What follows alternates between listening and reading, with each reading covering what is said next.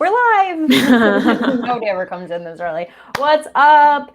It's a very off schedule Pack's What She Said recap episode because the Packers won last night in Arizona. That's right. They walked in and finally were the first team to bring down the undefeated Arizona Cardinals at home on the road on a short week without like a quadrillion players. That was a little hyperbolic. Without many players. Lots of starters, top 3 wide receivers. Nobody thought they could do it, and yet they did. Unreal. Maybe they're just better than everyone. How are you feeling, Maggie?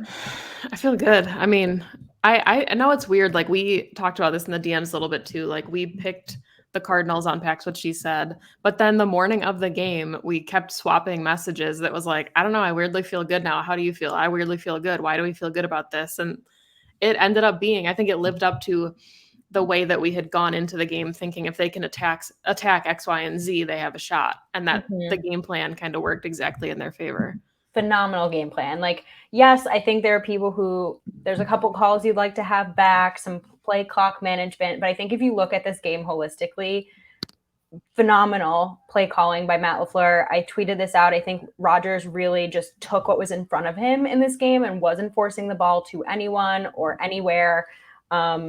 I think there's a level of when you go into a game with nothing to lose and there's no pressure and you're loose and you're just like, let's see what we can throw at them and see what works. It almost worked in their favor, right? Like they were playing with house money. So when you're playing with house money, you can be a little riskier because you're not really that concerned about what the consequences are going to be. And again, I just think it worked out so well for the Packers. And despite all of the wide receiver conversations, what was lost was that the Packers had their second greatest playmaker in Aaron Jones and third, I guess, in A.J. Dillon, who absolutely carried this offense. And it was just the perfect recipe to beat this Arizona Cardinals team because lots of run, keep the ball out of Kyler Murray's hands, and ultimately just score more points. Yeah, and I mean, I think going into the game, you know, there were a lot of like key things that you were looking at, right? Like this was a Cardinals offense that spreads the ball around really well. So I know DeAndre Hopkins went down really early, but they had like 5 different players going into that game with 35 plus receptions, including Chase Edmonds, a running back, or targets, not receptions. But yeah, I mean, like they were intentionally going to try and spread the ball around. Adding Zach Ertz was a big part of that. And I think, you know, all things considered, especially being without a couple all pros on your defense and your defensive coordinator, the Packers did a really nice job outside of like the fluky DeAndre Hopkins play, keeping everything in front of them for the most part. And I think that was kind of the key going into this, was making them work for the yardage. Yeah, and they did. They really did. I think that look, Stokes is a rookie going up against arguably one of the best, you know, like I feel like it's him and Devontae, right? That everybody always compares as like the best wide receiver in the league. Someone who has been on a Texans team that hasn't really won and still has put up insane career numbers. Like that was a very welcome to the NFL moment that Eric Stokes, I don't think, has had yet. And I think it was just to be expected. And then for the most part, this team really controlled, the Packers defense really controlled all of those weapons and all of those playmakers. And you didn't see until really the last drive Kyler Murray starting to feel like he needs to scramble to pick up yardage. They really kept him contained and got really, really nice pressure on him. He did make some insane throws under pressure that hit, and that's just, you know, he's MVP conversation right now. You had to expect that, but I was really impressed by this unit. Really impressed. Yeah. And I mean, I think if you look at like some of the weaknesses we've seen from the Packers defenses in the past, where, you know, a couple big things that come up are run integrity and tackling. And we saw both of those things tenfold against this Cardinals team. Like, you know, there were a couple opportunities where this Packers defense could have just completely overshot or not maintained their gap because they thought the play was going elsewhere, but they stuck to their guns. They stood true. And there were a lot of open field tackles. Adrian Amos had some, like Savage had a couple. Devondre Campbell made a couple. Like, I mean, it was everything you needed them to do. Like I said, you know, opening the show, XYZ, like you had a checklist of how can the Packers win this game, and they just checked off every box. And you tweeted it, like the defensive performance to have Jerry Gray relaying calls to Kirk Olivadotti to relaying calls to Devondre Campbell on the field. Like that's phenomenal. It's incredibly because when you think about all of that coordination, they had to come up with that plan last minute, short week. I don't even know if they like were able to practice it. Like so much could have gone wrong in that just relaying of the defensive scheme and plan on game day.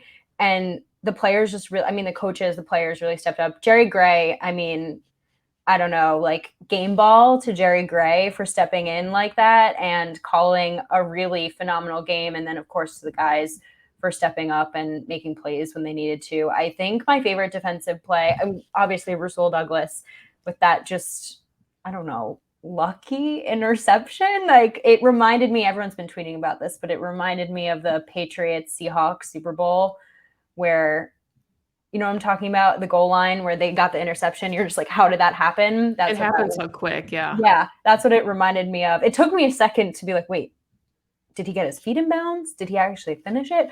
But my point was my favorite defensive play of the game really was the Devondre Campbell sack because it's everything that it's a combination of everything he's doing right this season, right?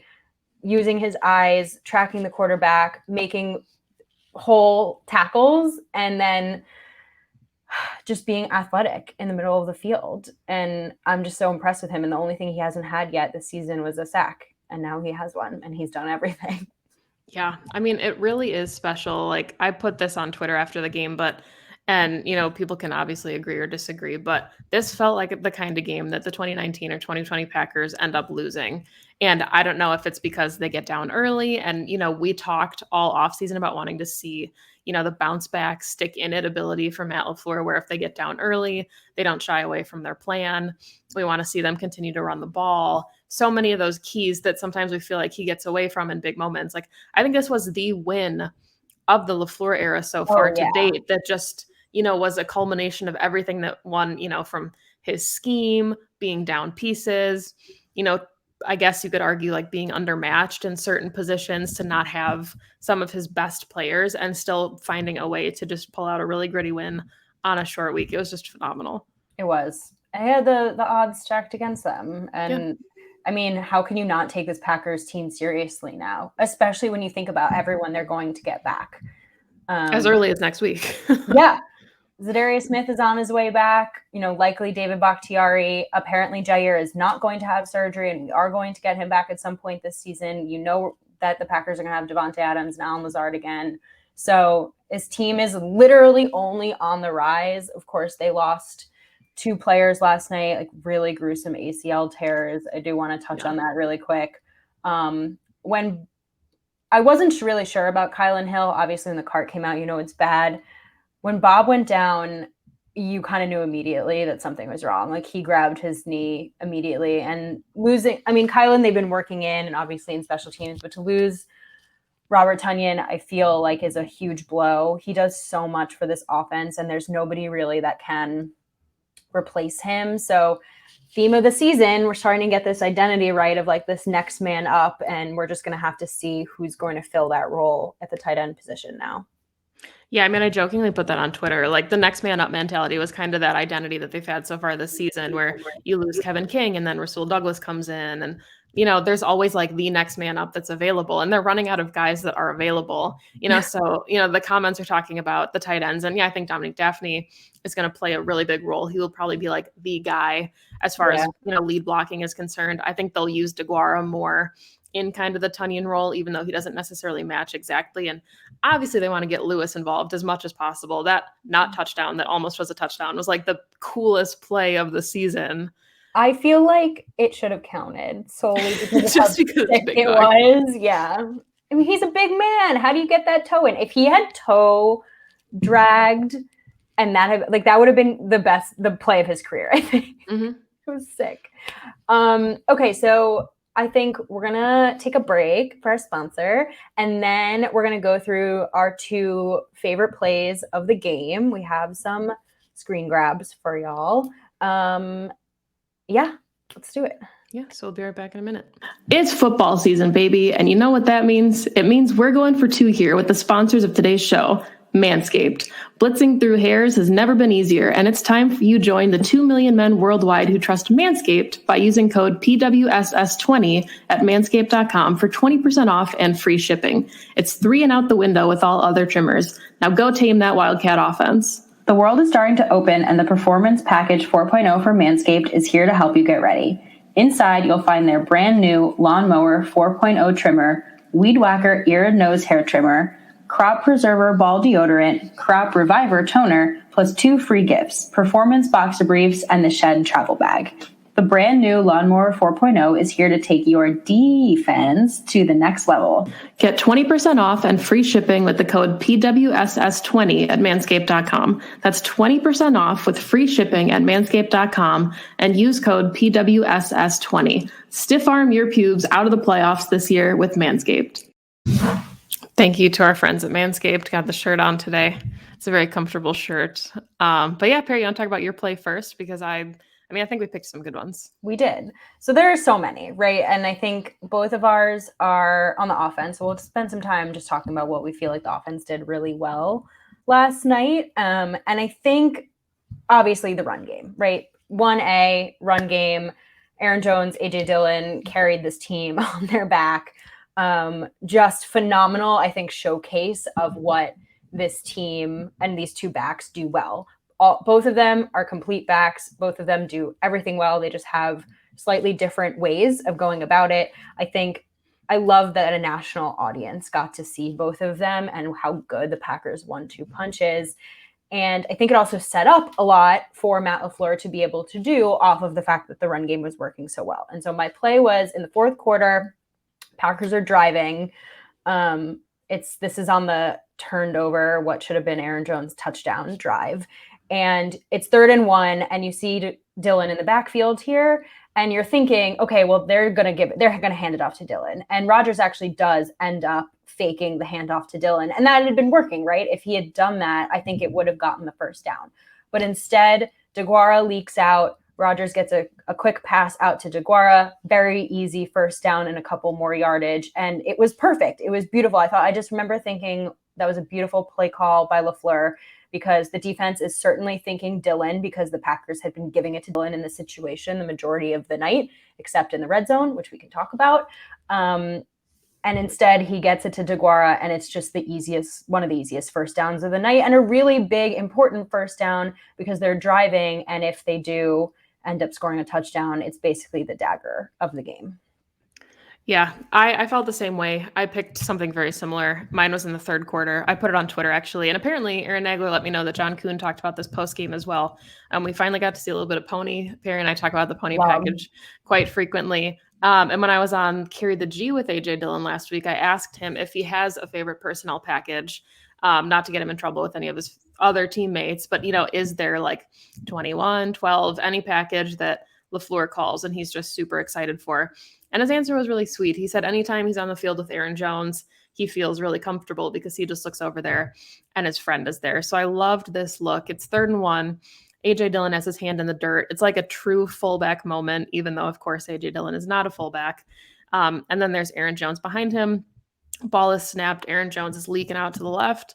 Handoff right to AJ Dillon up the gut. Picks up a first down and then some. But what I like about this is the wrinkles that it sets up. So they're in 21 right now. You've got EQ and Mercedes Lewis blocking inside. But in the future, you can run this exact play. You can hand it off to AJ Dillon. You can kind of toss it to Aaron Jones. You can throw the ball to Aaron Jones kind of out of the backfield like that. But just thinking about what this can look like with, I don't know, Alan Lazard and Devontae Adams up top, kind of ISO. Like there's some really cool kind of wrinkles that come from setting up looks like this in key moments in big games. So just something new we wanted to try this week, talking about our favorite plays of the game. And they both, I guess, happen to be on the offensive side of the ball this week. It was awesome. Yeah. And I think these two examples also are just showing the fact that this offense went into this game with a really, really good idea of what they needed to do to just kill this Cardinals defense. And it worked. It worked perfectly. I tweeted this again today. Like I rewatched the game and there one Mercedes Lewis foot and a questionable overturn of a touchdown away from putting up 38 points. on this Cardinals defense. I mean, they were moving the ball up and down the field so well. And I think obviously LaFleur touched on it last night and again today in his press conference about sort of that goal line play calling. And this is not a new problem. We saw a little bit of it last season as well, of just maybe calling a couple of different plays down there. But like, this Packers offense is so close to being that 35 plus point scoring offense like we saw last season. Yeah, and I think what's been so frustrating is just the fact that like it seems like everything is working so well and the offense is in a rhythm and it's doing everything that it needs to do. And then you get to the 2-yard line and you're about to score and you run 3 pass plays. Somebody put here, up, about 21 personnel, and their biggest gripe has been empty sets. And we've talked about that where, going up against some of these really aggressive fronts, especially without a guy like David Bakhtiari and now losing Robert Tonyan, who, to be honest, wasn't having the best season as a blocker anyway. Like you're setting yourself up when you don't have even like an AJ Dillon or an Aaron Jones in there to chip or to help protect Aaron Rodgers. So to just, throw 3 attempts, stop the clock each time, and turn the ball over and not even settle. I mean, think about what field goals even would have done in that moment. And I'm not disappointed because I would have rather them go for it than settle for 3 points in those situations. But it just felt like everything was so in rhythm until they get inside the 5 and then all logic goes out the window. Yeah, it's confusing. And I'm sure they're going to go back and rewatch this and figure out what they should have done. And even Roger said last night, like, it's not as simple as just handing the ball off. I think like everyone on Twitter at least was calling, just run the ball, just run the ball. Like, Cardinals were stacking the box. Like, I don't think that just a run call in that situation would have worked as well as like us sitting on our couches wanted it to. And like, I'm guilty of this too, is like, while I'm watching, you're in the heat of the moment, you're thinking, well, the run game is working, why not just call a run play? Like, when you get down in that area of the field, like, everything gets very condensed.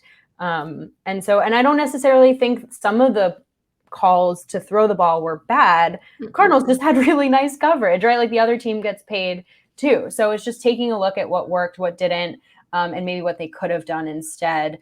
What bothered me more was just the clock management. That was if there was one thing that bothered me about this game, one singular thing, is that Packers maybe could have used some of those timeouts at the end of the game. I think it ultimately didn't end up mattering because Rasul Douglas picked off Kyler Murray. But imagine he doesn't. Imagine they score, or they just need that time. Like, we've seen what Rodgers can do with less than a minute and 2 timeouts, right? Yeah. So saving those. Yeah, and I mean, I think part of this too, like one of the big things that stuck out to me was taking the delay of game because they didn't have the timeout to burn, because DeGuara was running, he wasn't like sure necessarily where to line up. That was huge, right? You go from a 3rd and 1 or whatever it was to like a 3rd and 6, and that completely changes the dynamic. That basically throws away any of your running opportunities, because 6 yards shy, you're not going to just try and hand the ball off because you can't. Go ahead. You look like it's interesting you say that, because I also think that this, I don't know why I just thought this is so obvious, but like, that probably doesn't happen when you have Adams and exactly. Lazard. Like, this is like, you're working with guys who this is like their first primetime, first game. Like, Juwan Winfrey's like never played in a primetime game. He has his first career catch today or last night. So I think that also played a part in it. Yeah, and I mean, I think that's, kind of almost what makes this more impressive, is because you've got guys like Amari Rodgers has a ball hit him in the chest and drops it. And yes, every player has dropped balls, but like, you see the frustration with Rodgers where it's like, if that was Lazard, he's not going to do it. Or like, if that's, Tay, he's not going to do it. But I think that's also a testament then to like the Cobb signing was huge. Pretty much every player that the Packers brought in late made a game-changing, really impactful play. It was Devondre Campbell, it was Rasul Douglas, it was Randall Cobb. These are all guys that without them, this 2021 Packers team looks way different. And that's, it makes you wonder when we say like the 2019, 2020 team maybe doesn't win this game because that team wasn't building like this 2021 team is for moments like this. You're right. Yeah. And like, it's a really cliche thing that I think Goot says all the time, that roster building is 365 days a year. But when you're watching him actually live by that mantra and bring in guys like Rasul Douglas came in 2-3 weeks ago off of the Cardinals practice squad, and he's now starting because Kevin King gets hurt. you never know what that looks like for your team potentially when you bring them in, but you want guys like that when they're called up to play. And I think also you're getting these players executing at probably their highest level possible as well. So like kudos to the players for making the most of their moments. Yeah, somebody in the comments also mentioning Corey Bojorquez. That was incredible. I loved the Pat McAfee breakdown of the punting style and why that matters, and like, how hard it is to catch a ball that's pooched like that. Dean Lowry, yeah, I mean, it really feels like, and I was looking at the snap counts after the game, and Kenny Clark played 90% of snaps, which is huge for a defensive lineman. But I think, a lot of that was Kingsley Keke and the concussion protocol. So as shitty as Thursday night games are from a health perspective, I mean, obviously the Packers lost 2 players to ACL tears this week. They now have 10 days to rest up. And like you mentioned earlier, hopefully get back. I think this was always the projected target for David Bakhtiari to come back. They'll have both wide receivers back. You think MVS is obviously going to be ready for this one. Right. Maybe they'll have Josh Myers back at center and they can have a whole offensive line for the first time all season. Like, it's a lot to be really excited about. And, thinking about them getting healthy for the second half of the season and like a really tough stretch. I'm so excited to see what this team can do when it's fully healthy. I mean, the fact that they're playing the way they Even are, like 80% healthy. Yeah, with the way they're playing right now, you almost forget that they're not fully healthy. Like, yeah, last night, your reminders are when you hear Joe Buck and Troy Aikman talk about Juwan Winfrey catching passes, is like your reminder that like, oh yeah, this Packers team is missing so many key players. And I always feel a little bit like that's a cop out because every team at this point in the season has lost a player, right? Like this game is a little bit a game of health at the end of the day, like who can try to stay as healthy as possible. But it says more into like the resiliency and the ability and the depth of the Packers. And I think that's why they're so scary too, is that even without 6-7 starters, they're able to beat the last undefeated team on the road. It's impressive. And I think it is also about peaking at the right time. And I feel like that's what they're on their way to doing. Yeah, and I don't want to keep comparing them to like previous seasons teams, but like they haven't really had to deal with a lot of adversity. We talked about this kind of the last couple of weeks where, it feels like this is a team that potentially going into the playoffs is already battle tested. Like to go into a hostile environment on Thursday Night Football on a short week, play the last undefeated team in the league, which has huge playoff implications. Like this could be potentially for the number 1 seed and win. Like this is the kind of stuff that the other teams didn't necessarily deal with because they were just winning. Like this is a Packers team that's finding ways to win through all kinds of adversity. And it's adversity that they weren't used to because they were honestly really healthy the last couple seasons. So it's like there's an added layer this year of just them finding new ways to win every week and not having played their best game, knowing the best is still out there for them. Yeah. So I want to shout out the offensive line. Rodgers was technically sacked because he got taken down behind the line of scrimmage when he was scrambling. I don't really count that in my mind because it's not really like on the line.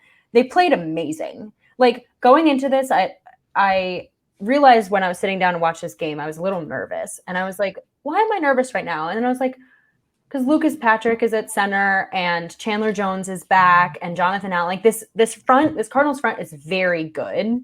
And I am so impressed, just undeniably, unbelievably impressed. Royce Newman had a bounce back game. Lucas Patrick had some awesome blocks for AJ Dillon and Aaron Jones to get like major yardage. They just like really, really battled it out. I mean, Elton Jenkins we know is amazing, but Chandler Jones was like a non-factor in this game going up against Elton Jenkins. Except for the belt he did that just completely sealed the game for. Well, yeah, once you do that, I mean, but also I kind of like when players do that.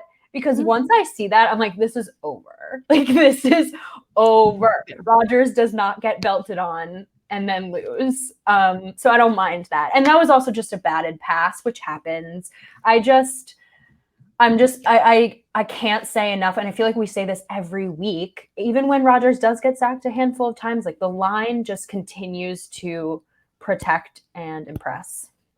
Yeah, and I mean, the Packers can lose any week. Like it's an any given Sunday kind of league. We know that week 1 is an example of that. There's plenty of teams in the league that have won games we maybe they shouldn't have won on paper. Yeah. But, you know, looking at the stretch where it's the Cardinals and the Chiefs and the Vikings and Seattle and the Rams, and all of us are like, hey, if we split them, that's pretty cool. I think most of us had a big old L on the calendar against the Cardinals. And I think a lot of it was, you know, short week, odds stacked against you, all the players you're losing. So just to get wins like that, like gritty wins.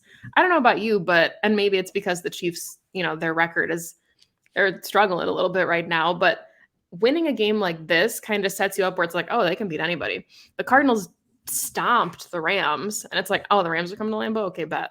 You know, Yeah. like it's just a really interesting confidence boost, and I feel like the players Okay, feel bet. the same way.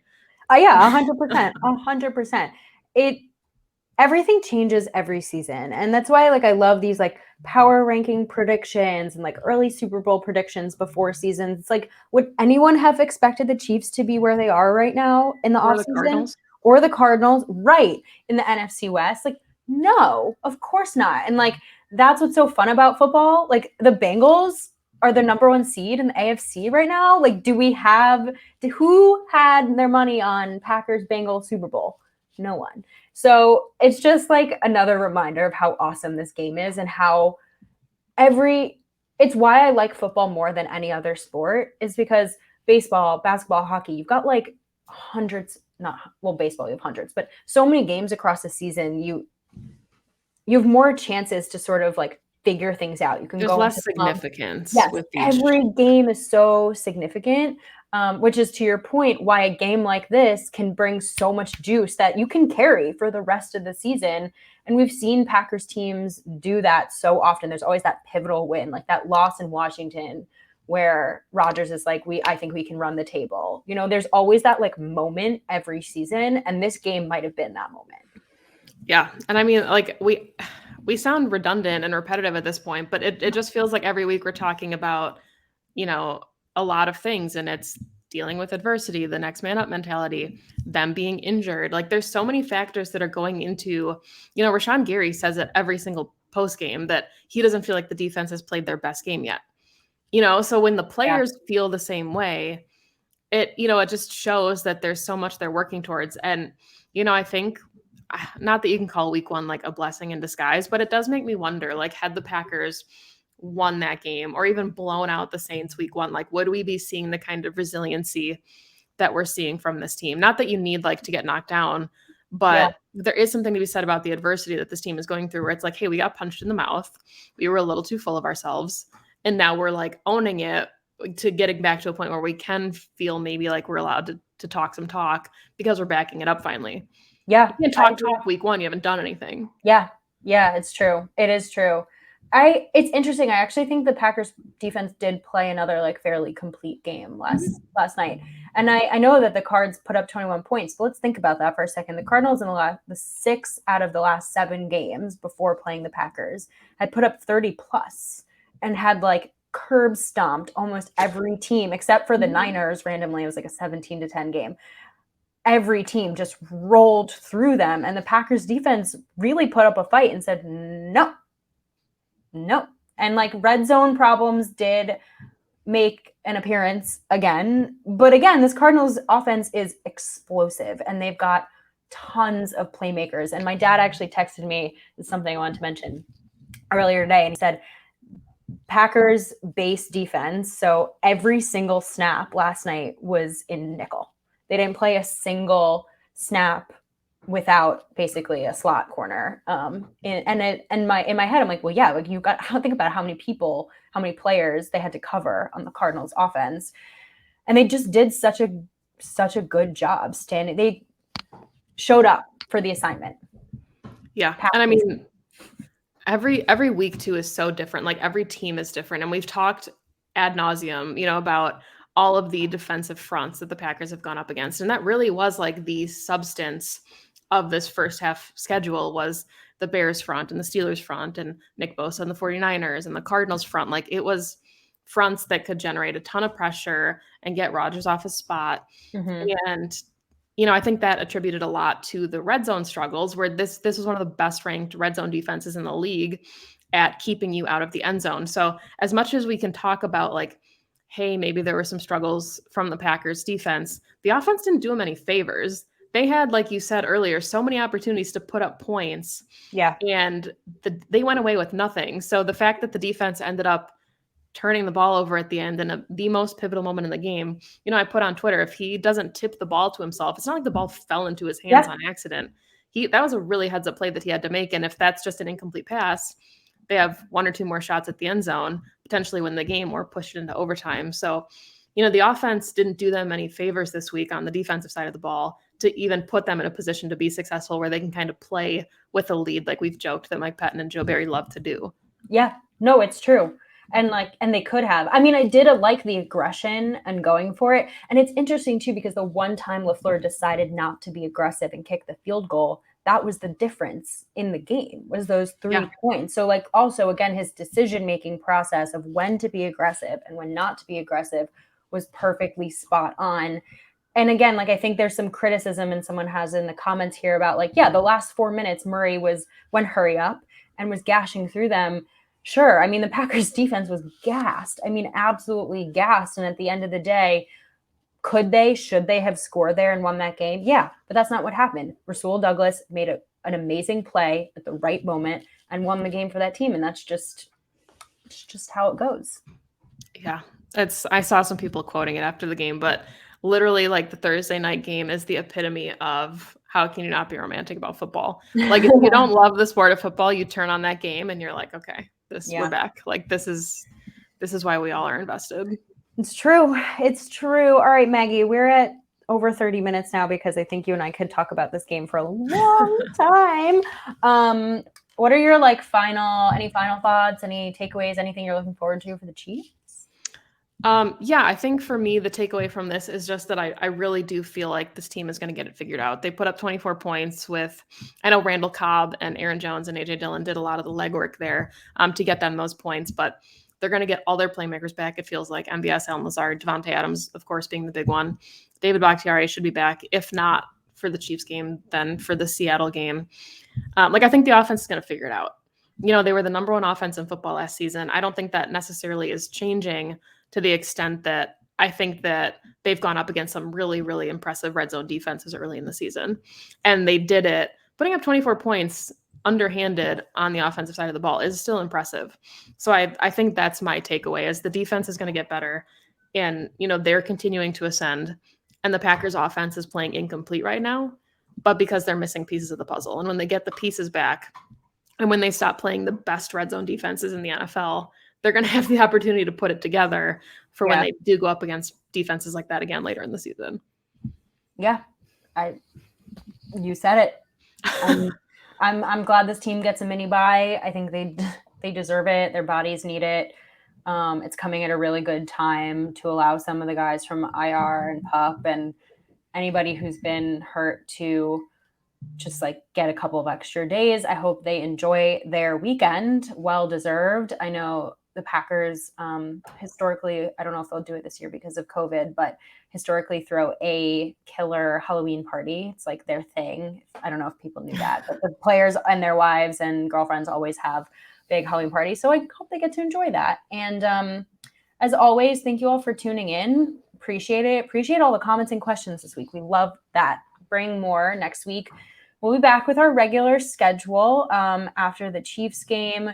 For these recaps on Mondays, we will have our Chiefs preview for you all normal time again on Friday of next week. So Maggie and I also get a little mini bye on podcasting. You can follow us on Twitter at Perry_Goldstein, at Maggie J. Loney, at PWSS Podcast, Pax What She Said on Twitch and Instagram. Thank you again. Great win, fun win. Hope you all enjoyed watching this. Hope you're all enjoying this Packers team. That's what I was thinking about when I was going to bed last night. It's may or may not be our last season with Aaron Rodgers, and I just think we should all enjoy the hell out of it. So I'm going to leave it with that and go Pack up. Go Pack Go.